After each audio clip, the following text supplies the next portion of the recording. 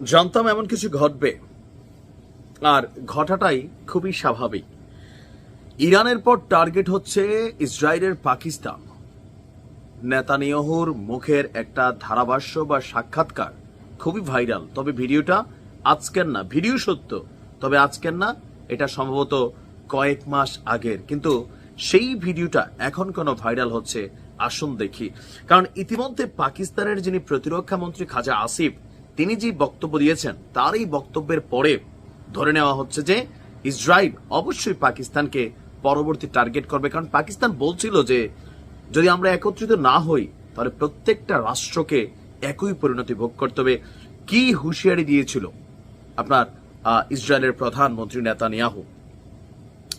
একটা সাক্ষাৎকার ছিল আপনার সামাজিক যোগাযোগ মাধ্যমে, আমরা যদি দেখি সাক্ষাৎকারে নেতানিয়াহু বলছিলেন যে ইসলামী মিলিটাইজেশনকে কেন্দ্র করে ইরান এবং পাকিস্তান এই অঞ্চলে অস্থিরতা সৃষ্টি করছে এবং এই দুটি দেশই থাকতে পারে ইসরায়েলের পরবর্তী টার্গেট। তো টার্গেট 1 ইরানকে তারা করে ফেলছে, টার্গেট 2 হচ্ছে পাকিস্তান, আর পাকিস্তানের অবস্থান সেই বার্তায় কিন্তু দিচ্ছে।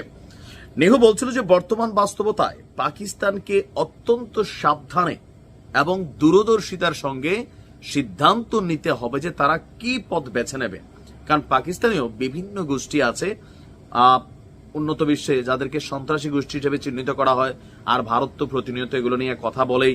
এই যে এখনো যে যুদ্ধ চলছে, ভারত বলা উচিত না আমাদের, মোদি বলে। কারণ এই সংসদের মধ্যেই শক্তিশালী বিরোধী দল কংগ্রেস তারা এই হামলার নিন্দা জানিয়েছে, বলছে যে ভারত সরকারের উচিত ছিল ইরানের সার্বভৌমত্বে এই হামলার জন্য নিন্দা জানানো, তা না জানিয়ে মোদির সরকার বাহবা জানাচ্ছে, সমর্থন জানাচ্ছে, যেটা ঠিক না। তার মানে ভারতের সরকার আছে কিন্তু জনগণ নাই।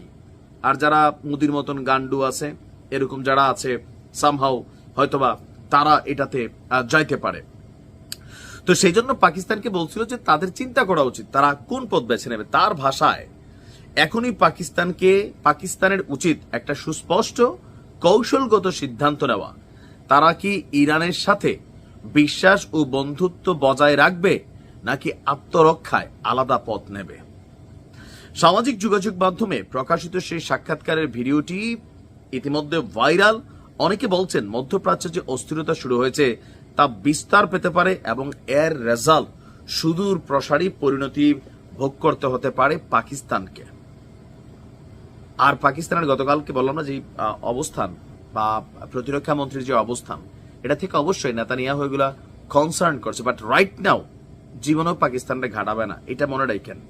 কারণ পাকিস্তান ইরান থেকে আরো 5 গুণ বিগ্রাইন না ক্যারেক্টার, শাঁ করে মাইরা দিব 2-4টা। অবশ্য আবার ওই যে আমেরিকা, দেখেন আমেরিকা কিন্তু সবার বাবা। এই যে ওয়ার্ল্ড ব্যাংক, তারপর হচ্ছে যে আমরা এই যে বিভিন্ন লোন টোন কিস্তি মিস্তি আনি, IMF, এরা তো এগুলো দিয়ে বাইধা রাখছে দেশগুলারে। এখন পাকিস্তান পরবর্তী টার্গেট, আর এটার পিছনে অবশ্যই মোদী সরকারের একটা কুটচাল তো আছেই। যদিও ভিডিওটা আগের, কিন্তু বর্তমান প্রেক্ষাপটে পাকিস্তানের অবস্থান ইরানের সাথে যেভাবে সহযোগিতার জায়গা আসছে, আমরা পাকিস্তানকে ধন্যবাদ দিই, এটা হওয়া উচিত। তো সেই জায়গা থেকে নেহু যদি পাকিস্তানকে হাত দেয় তাহলে মনে করলেন কি পুরো গেম চেঞ্জ হয়ে যাবে, এটা আমি বিশ্বাস করি। একটা মাইরা হাত দেওয়া দরকার, লাগুক ভালো করে, এদেরকে মানচিত্র থেকে করতে হবে ইনশাআল্লাহ।